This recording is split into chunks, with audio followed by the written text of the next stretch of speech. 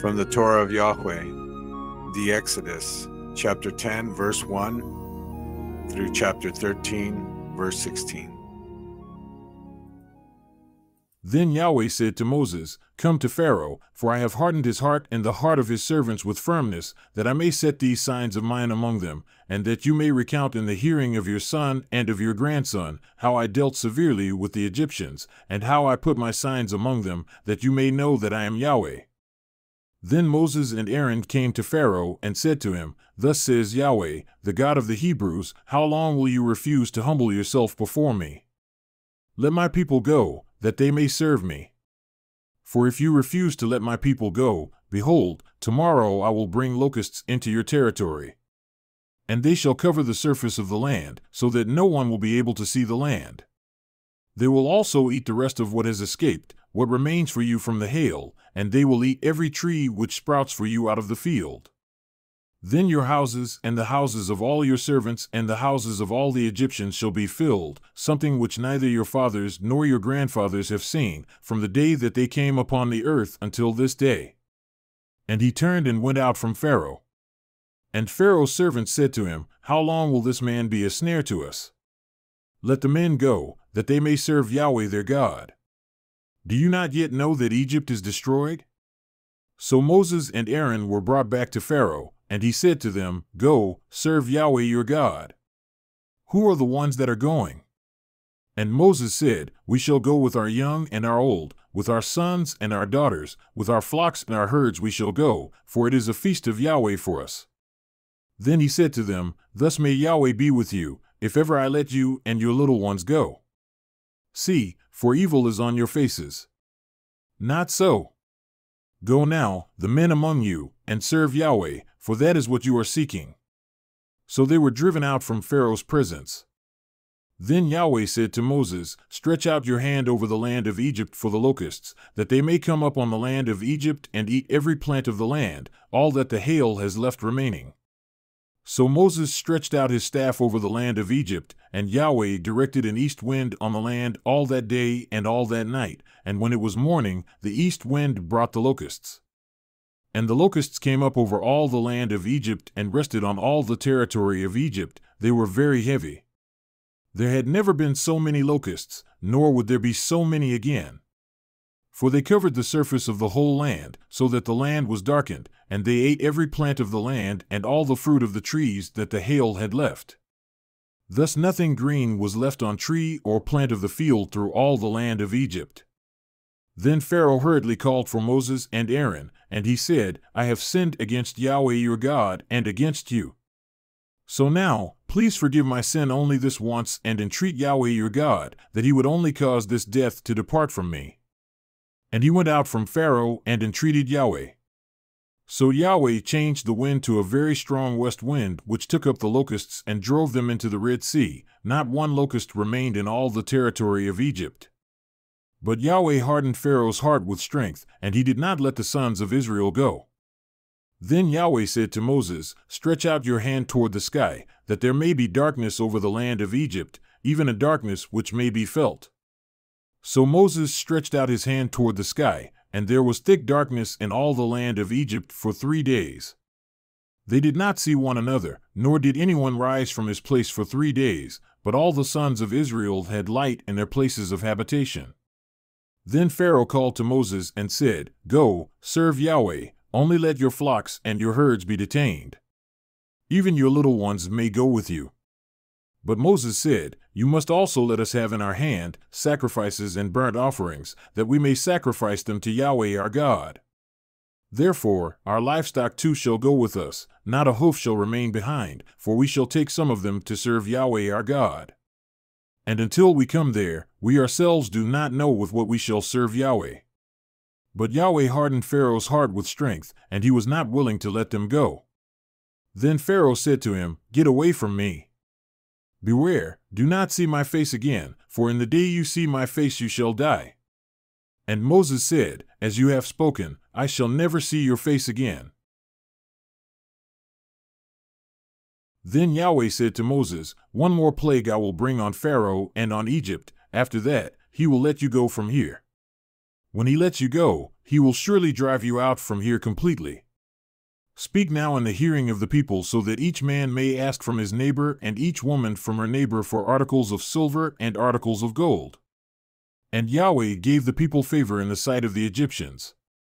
Moreover, the man Moses himself was very great in the land of Egypt, both in the sight of Pharaoh's servants and in the sight of the people.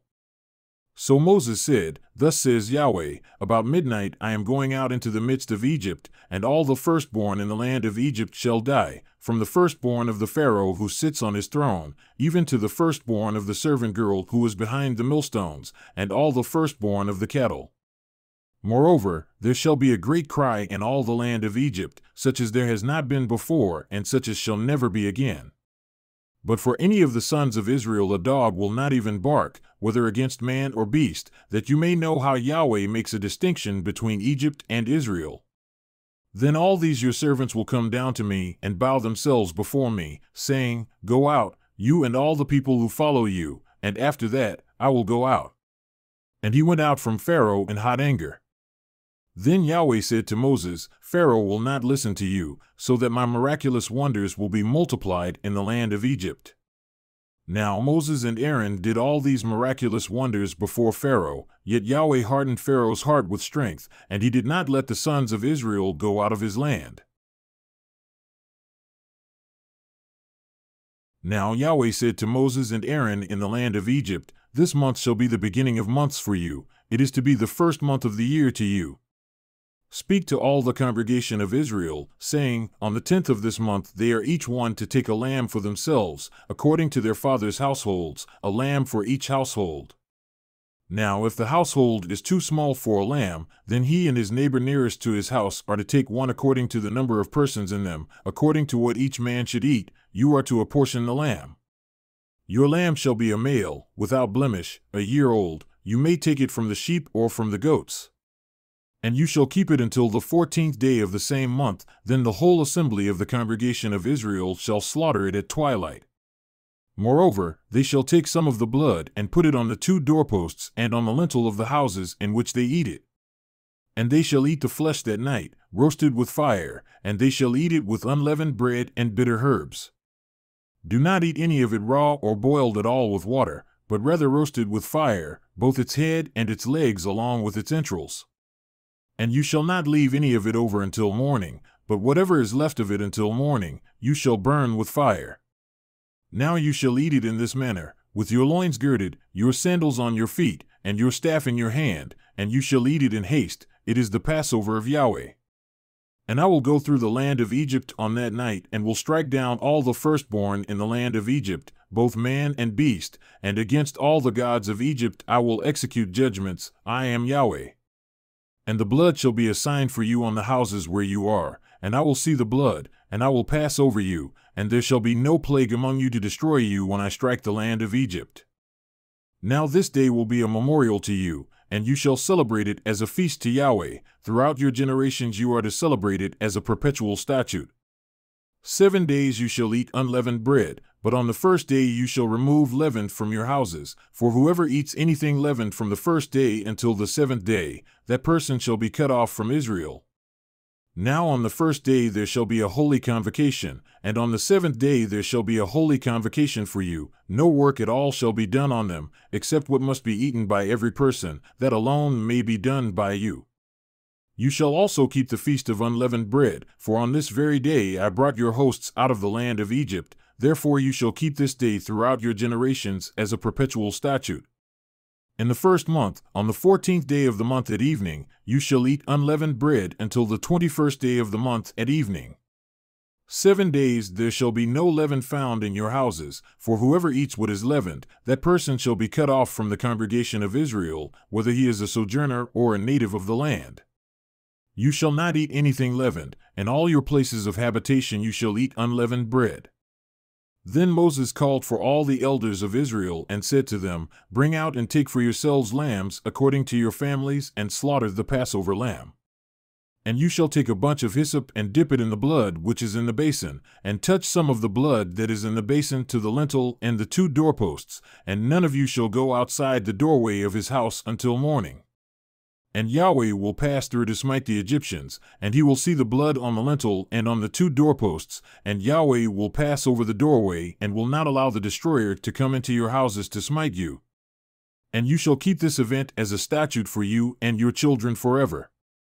And it will be, when you enter the land which Yahweh will give you, as he has promised, you shall keep this new slavery. And it will be when your children say to you, what is the meaning of this new slavery to you, that you shall say, it is a Passover sacrifice to Yahweh, who passed over the houses of the sons of Israel in Egypt when he smote the Egyptians, but delivered our homes. And the people bowed low and worshipped. Then the sons of Israel went and did so, just as Yahweh had commanded Moses and Aaron, so they did. Now it happened at midnight that Yahweh struck all the firstborn in the land of Egypt, from the firstborn of Pharaoh who sat on his throne to the firstborn of the captive who was in the dungeon, and all the firstborn of cattle.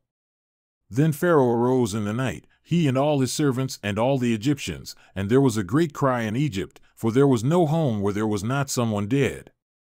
Then he called for Moses and Aaron at night and said, Rise up, get out from among my people, both you and the sons of Israel, and go, serve Yahweh, as you have spoken. Take both your flocks and your herds, as you have spoken, and go, and bless me also. And the Egyptians strongly pressed the people to send them out of the land in haste, for they said, We will all be dead. So the people took up their dough before it was leavened, with their kneading bowls bound up in the clothes on their shoulders. Now the sons of Israel had done according to the word of Moses. They had asked from the Egyptians for articles of silver and articles of gold, and clothing, and Yahweh had given the people favor in the sight of the Egyptians, so that they let them have what they asked. Thus they plundered the Egyptians. And the sons of Israel journeyed from Ramesses to Succoth, about 600,000 men on foot, aside from the little ones. A foreign multitude also went up with them, along with flocks and herds, a very large number of livestock.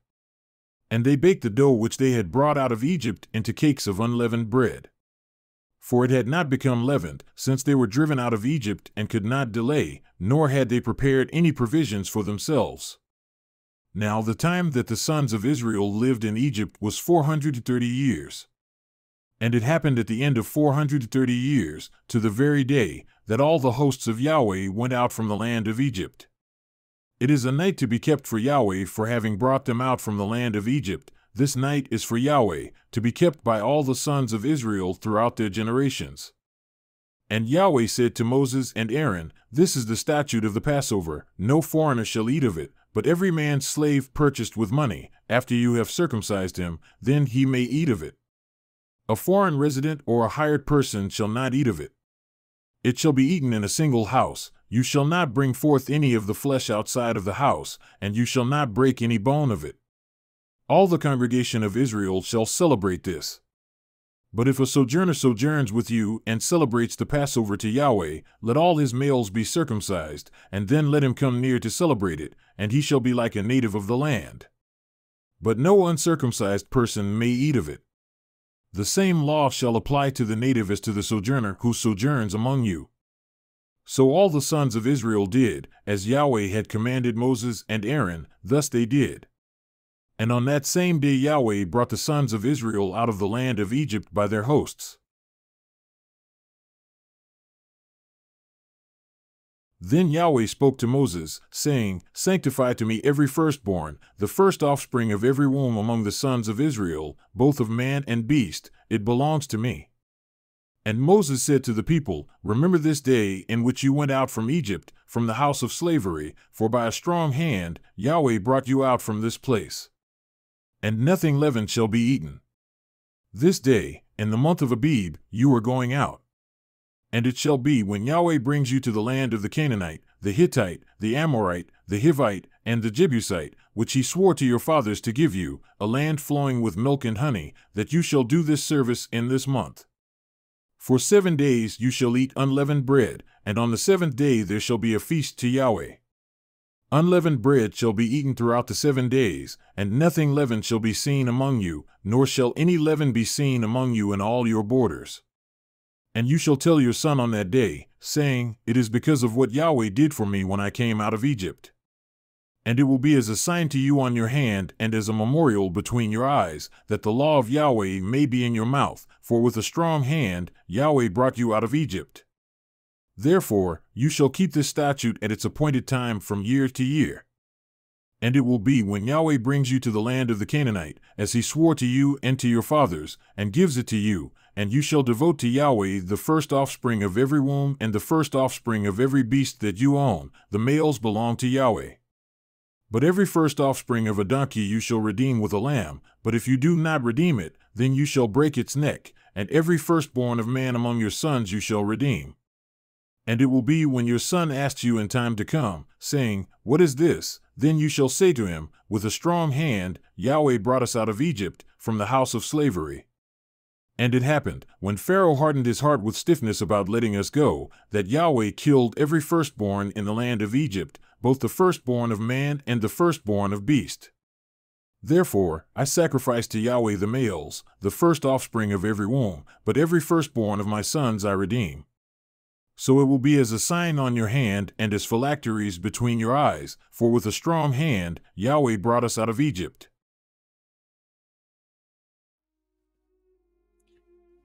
From the prophet portion, Prophet Jeremiah, chapter 46, 13 through 28.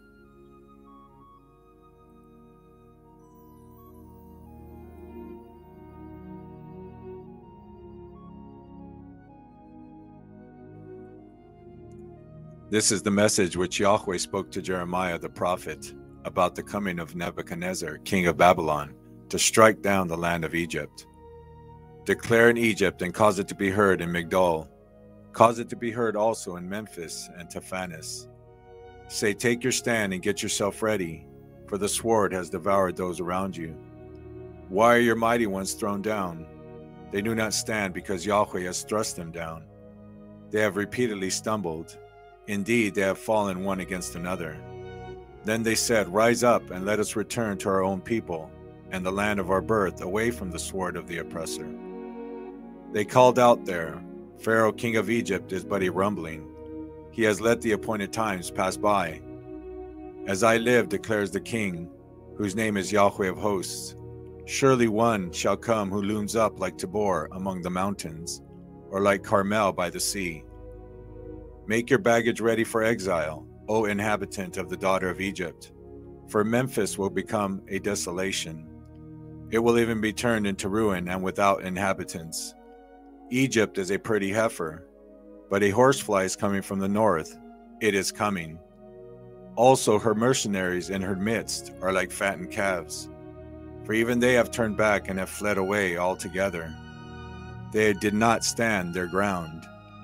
For the day of their disaster has come upon them, the time of their punishment. Its sounds moves along like a serpent, for they move on like a military force, and come to her as woodcutters with axes. They have cut down her forest, declares Yahweh. Surely it will no longer be searched out, even though they are now more numerous than locusts, and are without number. The daughter of Egypt has been put to shame, given over to the hand of the people of the north. Yahweh of hosts, the God of Israel, says, Behold, I am going to punish Ammon of Thebes, and Pharaoh, and Egypt along with her gods, and her kings, even Pharaoh and those who trust in him. I shall give them into the hand of those who are seeking their lives, even into the hand of Nebuchadnezzar, king of Babylon, and into the hand of his servants. Afterwards, however, it will be dwelt in like in the days of old, declares Yahweh. But as for you, O Jacob, my servant, do not fear, nor be dismayed, O Israel. For behold, I am going to save you from afar, and your seed from the land of their captivity. And Jacob will return and have quiet, and be at ease, with no one making him tremble. O Jacob, my servant, do not fear, declares Yahweh, for I am with you. For I will make a complete destruction of all the nations where I have banished you. Yet I will not make a complete destruction of you, but I will discipline you with justice, and by no means leave you unpunished. From the Brit Hadashah, which in Hebrew is the New Testament, The Book of Revelation, chapter 17. One of the 7 angels who had the 7 bowls came and spoke with me, saying, "Come here, I will show you the judgment of the great prostitute, who sits on many waters, with whom the kings of the earth committed sexual immorality. Those who dwell in the earth were made drunken with the wine of her sexual immorality. He carried me away in the spirit into a wilderness. I saw a woman sitting on a scarlet-colored beast, full of blasphemous names, having 7 heads and 10 horns. The woman was dressed in purple and scarlet, and decked with gold and precious stones and pearls, having in her hand a golden cup full of abominations and the impurities of the sexual immorality of the earth. And also on her forehead a name written, Mystery Babylon the Great, the mother of the prostitutes and of the abominations of the earth. I saw the woman drunken with the blood of the holy ones, and with the blood of the martyrs of Yeshua. When I saw her, I wondered with great amazement. The angel said to me, "Why do you wonder? I will tell you the mystery of the woman and of the beast that carries her, which has the 7 heads and the 10 horns. The beast that you saw was and is not, and is about to come up out of the abyss and go into destruction. Those who dwell on the earth and whose names have not been written in the book of life from the foundation of the world will marvel when they see that the beast was and is not and shall be present. Here is the mind that has wisdom. The 7 heads are 7 mountains on which the woman sits. They are 7 kings. 5 have fallen, the one is, and the other has not yet come. When he comes, he must continue a little while. The beast that was and is not is himself also an 8th, and is of the 7, and he goes to destruction. The 10 horns that you saw are 10 kings, who have received no kingdom as yet, but they receive authority as kings with the beast for 1 hour. These have one mind, and they give their power and authority to the beast. These will war against the Lamb, and the Lamb will overcome them. For he is Lord of lords and King of kings. And those who are with him are called, chosen, and faithful. He said to me, The waters which you saw, where the prostitute sits, are peoples, multitudes, nations, and languages. The 10 horns which you saw, they and the beast will hate the prostitute, and will make her desolate, will strip her naked, will eat her flesh, and will burn her utterly with fire. For God has put in their hearts to do what he has in mind, to be of one mind, and to give their kingdom to the beast, until the words of God should be accomplished. The woman who you saw is the great city, which reigns over the kings of the earth.